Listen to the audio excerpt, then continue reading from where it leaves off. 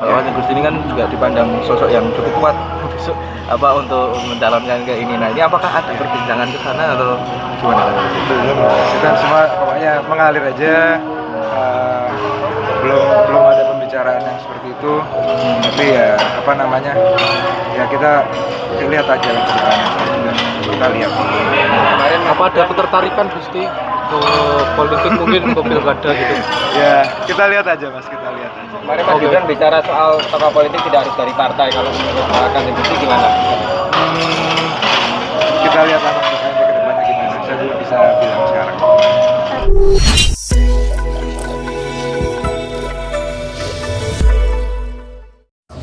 Dari situ, bagaimana pariwisata mau maju? Mau kayak copet, mau kayak garong, parkir, parah banget. Nah ini yang punya garut mau, Allah musimanmu, ini juga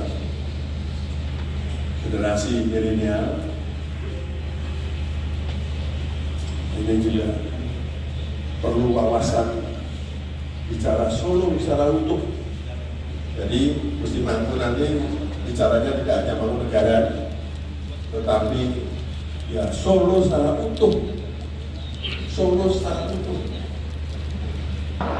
Jadi kita lihat aja yang sudah ada apa, potensinya sudah ada apa, kita kembangkan, kita kemas, dan biasanya kita kawinkan dengan kreatif, industri kreatif, dengan ekonomi kreatif.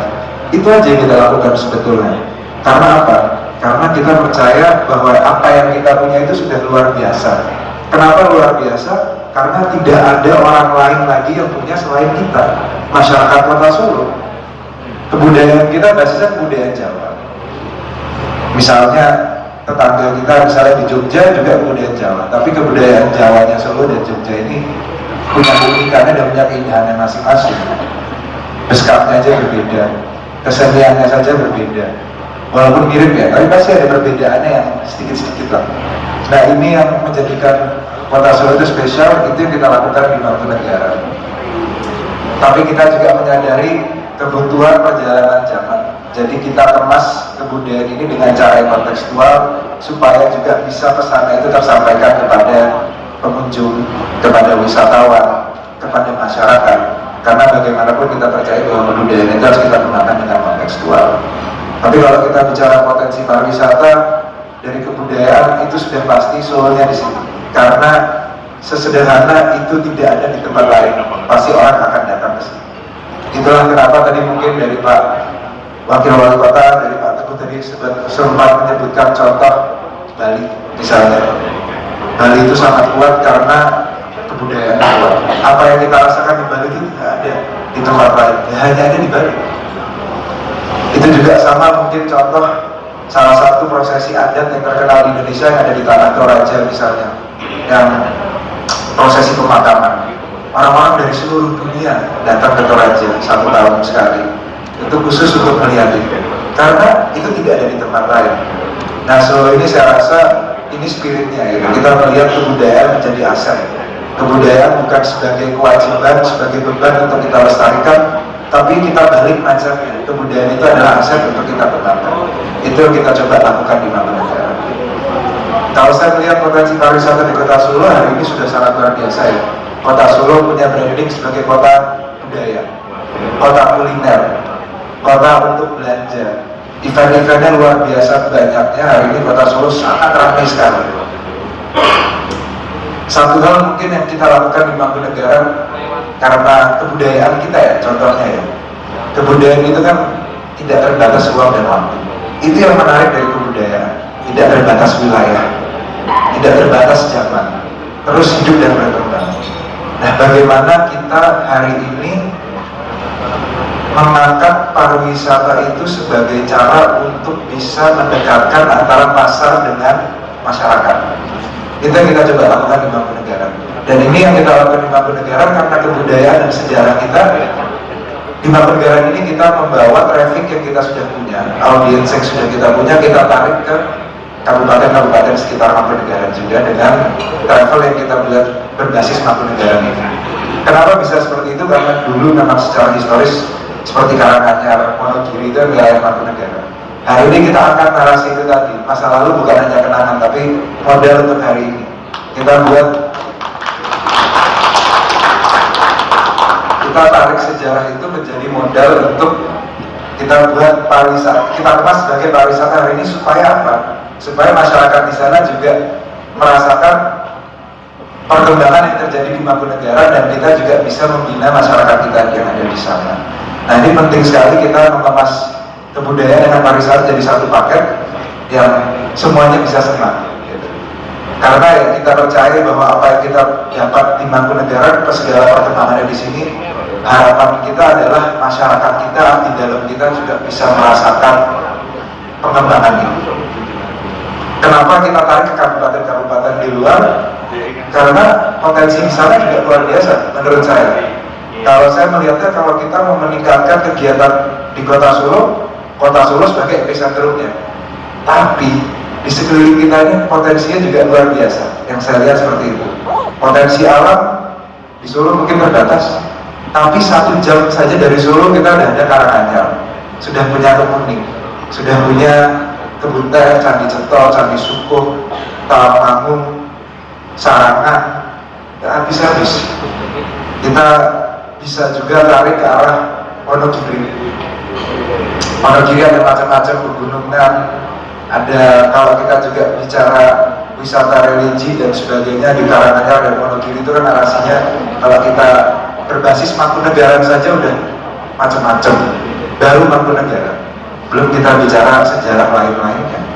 Jadi sinergi ini menurut saya penting sebetulnya antara Kota Solo dengan kabupaten di sekitar ini penting, karena itu yang bisa meningkatkan durasi. Misalnya wisatawan menambah durasi di Kota Solo pasti butuh lebih panjang. Kita hari ini saya rasa dari pandangan saya mungkin di Solo udah banyak pembangunan, kegiatan sudah sangat banyak. Dulunya mungkin saya rasa orang di Solo mungkin 1 hari 1 malam saja sudah agak bingung mau ngapain. Hari ini mungkin sudah bisa 2 malam 3 hari mungkin sudah bisa. Tapi gimana nih caranya 5 hari 1 minggu? Itu pasti membutuhkan sinergi dengan kabupaten-kabupaten area di sekitar kita yang potensinya berbeda dengan kita. Saling mengisi, saling mengangkat itu tadi. Kita sudah punya marketnya, kita sudah punya pengunjungnya. Gimana kita juga tarik ke kabupaten itu untuk kita bisa saling menguatkan satu sama lain. Menurut saya itu sangat penting. Oh ya, halo semuanya. Ya. Kemarin sempat ketemu dengan relawannya Mas Gibran, ngobrolnya apa sih? Kemarin, oh enggak lah, silaturahmi aja Mas. Kemarin kebetulan makan di Pracima, Mas Gibran juga di sana. Tentunya ya saya juga menemui ada tamu-tamu. Jadi acaranya sebenarnya Mas Gibran dengan relawannya atau? Iya, Mas Gibran dengan relawan. Iya, kita makan bersama di Pracima. Saya sebagai tuan rumah menyapa aja. Apa aja Mas? Berkenalan. Ya. Makanannya apa aja? Makanannya macam-macam Mas. Ya, ada sate, ada bakwan, macam-macam. Tapi obrolannya juga menyenangkan, maksudnya banyak sharing-sharing juga. Tentu teman-teman relawannya Mas Gibran juga ya sudah orang-orang yang berpengalaman juga ya. Jadi saya rasa juga banyak diskusi juga terkait dengan kebudayaan, terkait peran Mangkunegaran untuk masyarakat dan sebagainya. Jadi itu sesuatu yang ya diskusinya menyenangkan juga Mas. Dan tentunya banyak masukan yang bagus-bagus juga. Kalau Mas Gus ini kan juga dipandang sosok yang cukup kuat untuk mencalonkan ke ini. Nah, ini apakah ada perbincangan ke sana atau gimana? Belum, kita semua pokoknya mengalir aja. Belum ada pembicaraan yang seperti itu. Tapi ya ya kita lihat aja ke depannya. Kita lihat. Kemarin apa ada ketertarikan Gusti ke politik mungkin ke pilkada gitu? Ya kita lihat aja Mas, kita lihat aja. Kemarin Mas Gibran bicara soal tokoh politik tidak harus dari partai, kalau menurut Pak Kandibisi gimana? Kita lihat lah ke depannya gimana. Saya belum bisa bilang sekarang. Tapi menurut Gusti sosok yang ideal meneruskan Mas Gibran itu seperti apa Gusti? Sosok yang ideal Mas, wah kalau itu mungkin itu masyarakat yang bisa bilang Mas ya. Saya rasa bukan dari saya lah, tapi dari teman-teman semua yang bisa punya pandangannya apa yang baik, apa yang terbaik untuk Kota Solo pasti dari itu. dari masyarakat, dari kita semua, ya, bukan dari saya saja. Dari anak muda juga Gus untuk melanjutkan Mungkin itu juga saya nggak bisa bilang juga Mas ya. Saya rasa usia itu bukan faktor utama untuk apapun gitu ya. Kembali ke individunya, ke orangnya masing-masing. Tapi sejauh ini ada partai politik Gusti yang mendekat Pak gitu. Ini ada minat untuk terjun ke politik enggak secara pribadi? Kita lihat Bapak. Itu kan masyarakat yang nanti yang Hanya membuka komunikasi dengan siapapun ya kan gitu. ya, Membuka komunikasi dengan siapapun gitu. Siap.